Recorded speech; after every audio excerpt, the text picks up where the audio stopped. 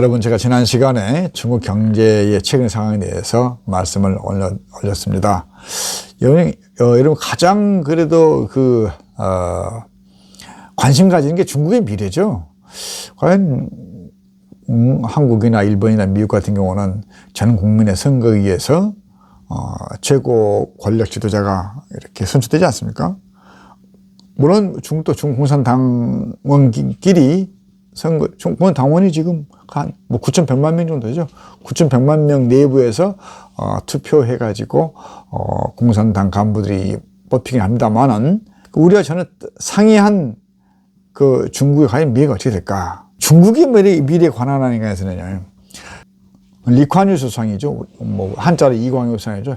리콴유 수상이 가장 중국의 미래에 대해서는 정확하게 짚고 있다고 저는 보고 있습니다. 그 리콴유 전 총리가 아마 지금은 돌아가신 분이죠.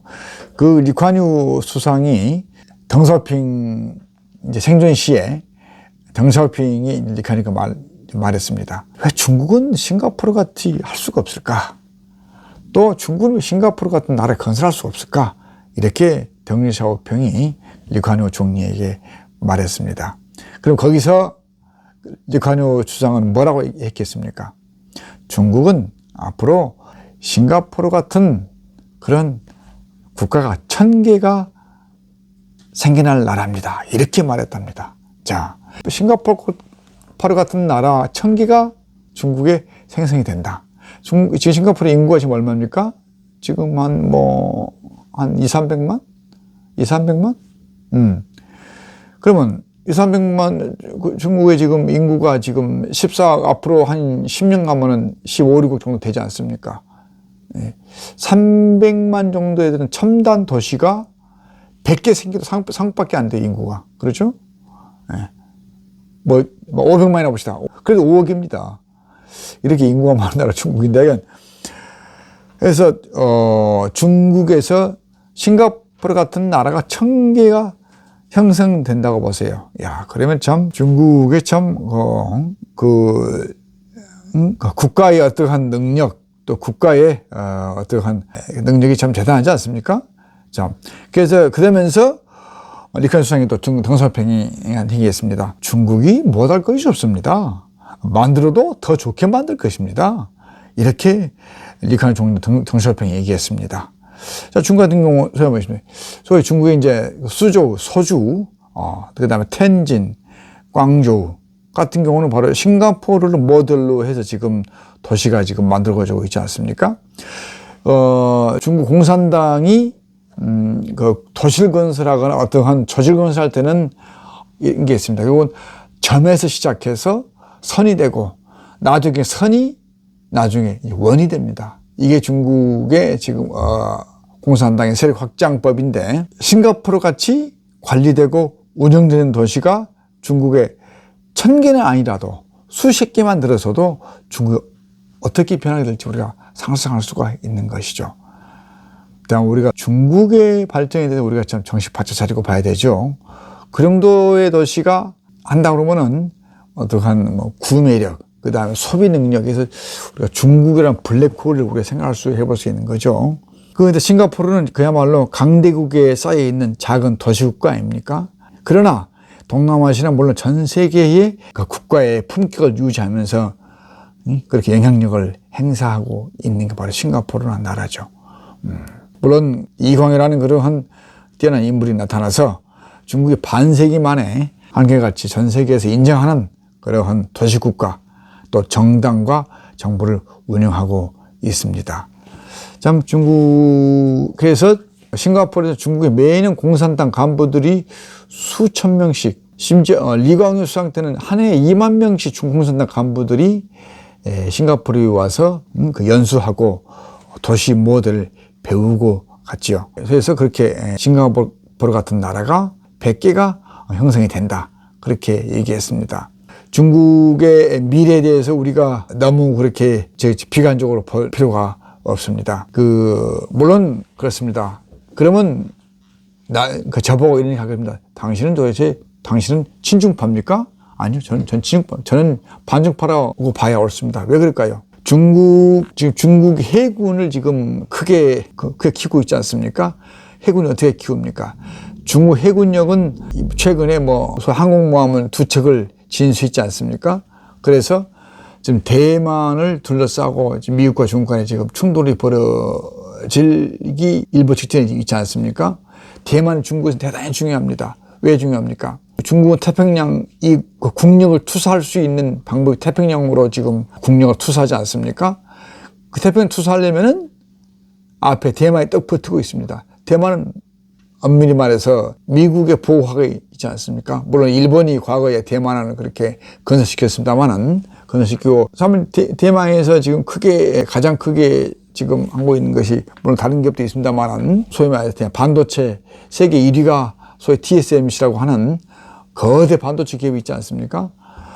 이걸 비롯해서 중국 같은 경우는 정말로 대만이 참 눈에 가시 같은 존재죠. 그래서 틈만 나면은 타이완을 중국의 포안으로 풀려고 합니다. 태평양을 진출하는 데 가장 중요한 요충지가 바로 대만이지 않습니까? 그러면은 만에 하나 중국이 대만을 제끼고 태평양으로 힘을 투사했다. 그럼 우리 한국은 어떻게 되겠습니까? 우리 입장에서 가장 중요한 게 지금 천연가스나 석유의 소위 운송로가 또 소위 말레이시아를 중심으로 한 소위 말레카 반도를 지나서 필리핀 지나서 대만 지나서 한국으로 오지 않습니까? 그러면은 소위 말해서 C레인이죠. 그 C레인을 소위 말해 중국이 그 남중국해를 중심으로 해서 C레인을 만약에 봉쇄해 버렸다 그러면 한국 같은 경우는 난리가 나죠. 소위 말해서 석유가스, 그 다음에 천연가스, 원유가 먼 인도네시아의 자바해를 거쳐서 빙 둘러와야 됩니다. 그러면 그 시간과 그 다음에 경비, 우리 국내에 당연히 타격이 가는 거죠. 그래서 C레인이 중요합니다.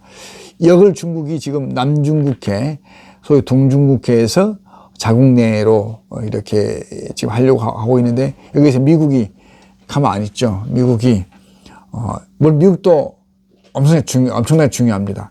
한국 물론이고 일본, 그 다음에 대만, 필리핀, 이 소위 말해서 이 동아시아 국가들 생명줄이 그 바로 말레카 해협을 지난 소위 말 C레인이죠. 이 C레인이 참 앞으로 중요한 요충지가 됩니다만은 중국은 이 C레인을 자기 품 안에 넣고 태평양으로 진출하려고 합니다. 그래서 중국이 태평양으로 진출할 경우에 한국 같은 경우는 상당히 위기감을 느낄 수밖에 없죠. 그래서 우리가 중국의 일거수일투족을 중시해야 되는 이유가 거기가 있습니다. 자, 그래서 중국의 미래는 결국은 이 태평양으로 진출하냐 안 하냐에 따라서 중국이 앞으로 운명이 결정될 것입니다. 그래서 거기서 가장 중요한 어떠한 그 입장이 바로 그러한 라인이 바로 C레인 남중국해, 소위 동중국해, 중국의 중요한 최근에 미국의 랜드 연구소, 그러니까 저기 미 국방부에서 나온 자료가 입수했습니다만은 그 자료에 보면 중국은 앞으로 G2 국가가 될 것이 아니라 덩치 큰 중국, 그 다음에 유럽, 미국, 그 다음에 일본과 한국 이렇게 해서 크게 네 부류로 네 경제 권역으로 된다고 이렇게 예측을 하고 있습니다. 물론 그런 일본과 한국을 한 덩치로 이렇게 묶었습니다만은 중국은 G2 국가에서 중국 공산당 체제가 과연 어디까지 갈 것이냐 이게 지금 관건이죠. 그래서 G2 국가로 받을 것이냐 말 것이냐 결국은 공산당 체제가 얼마나 효율적으로 될 것이냐. 전 지금까지 관점에서 볼 때는 중국 공산당 그야말로 잘 지탱하고 있다고 보고 있습니다. 그리고 중국 경제가 갈수록 동아시아 특히 인도 그다음에 아프리카 남미 쪽으로 많이 뻗어가고 있거든요. 물론 저가 공세 그다음에 저품질 중국의 상품입니다만은 우리가 당장 그 요소수가 뭡니까? 우리가 지금 우리나라 트럭이가 한 200만 대가 지금 운행되고 있죠. 트럭이 움직이지 않으면은 우리는 물류가 우리는 중단되죠. 물류가 중단된다는 소리는 모든 공산품, 그 다음에 모든 우리 제품 수입된다는 얘기입니다. 물류가 중요하죠. 그럼 요소수가 뭐냐면 그 디젤 엔진이죠. 디젤 엔진에서 우리 발암물질이 엄청나게 나오지 않습니까? 발암 물질을 제거해 준 게 바로 요소수거든요. 소위 그래서 그 탈황 시설이 보통 디젤 다 장착이 되어 있는데 이 탈황 시설이 움직이는 게 이게 바로 요소수입니다. 이게 없으면 트럭이 못 움직입니다. 때문에 요소수의 98%를 중국에 의존하고 있거든요. 그러면 거의 100%라고 봐야 되죠. 2%는 뭐 일본과 그 다음에 다 동남아시 국가에서 이렇게 가지고 오고 있는데, 그래서 지금 우리나라에서 지금 정부 주도로 러시아산을 지금 수입하려고 있죠. 그러나 또 시간이 많이 걸리지 않습니까? 지금 앞으로 뭐 보름 이상 걸린다고 합니다만은, 그럼 그 안에 당장 요소수가 없으면 트럭이 못 움직입니다. 그만큼 중국산이 한국의 전 세계에 아주 깊이 개입해 들어가 있습니다. 하나 들어볼까요? 여러분의 식당 가보면은 우리가 그 음식 먹습니다. 음식 먹는 게 가장 중요한 게 뭡니까? 소위 야채거든요. 중국산 배추. 지금 얼마 전에 우리 지금 그 배추 농가가 참 시름에 젖은 배추 농가의 사진이 하나 올라왔던데요. 이 농산물은 기후변화에 아주 크게 변동되지 않습니까? 우리가 얼마 전까지 가을에 비가 많이 와가지고 배추 농가들이 상당히 좀 고생 많이 하고 있죠. 그래서 당장 그게 수급이 안 돼버리면 우리 물가가 당장이 문제가 됩니다. 우리가 급히 중국에서 수입을 해와야 됩니다. 그래서 물가가 안정시키지 않습니까? 그런 측면에서 볼 때 중국 경제, 우리 한국 경제와는 뗄 수 없는 관계죠. 그래서 중국이 미래에서는 제가 보기에는 장빛입니다. 예.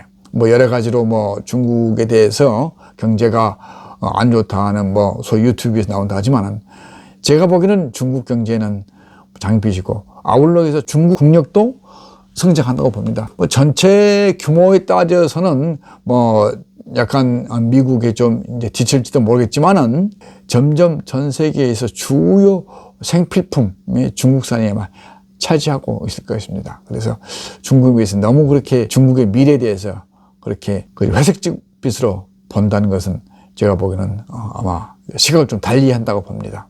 중국의 미래에 대해서는 앞으로 좀 더 자세하게 좀 더 구체적으로 각 분야에 대해서 좀 연구해 볼 시간을 좀 가져보도록 하겠습니다.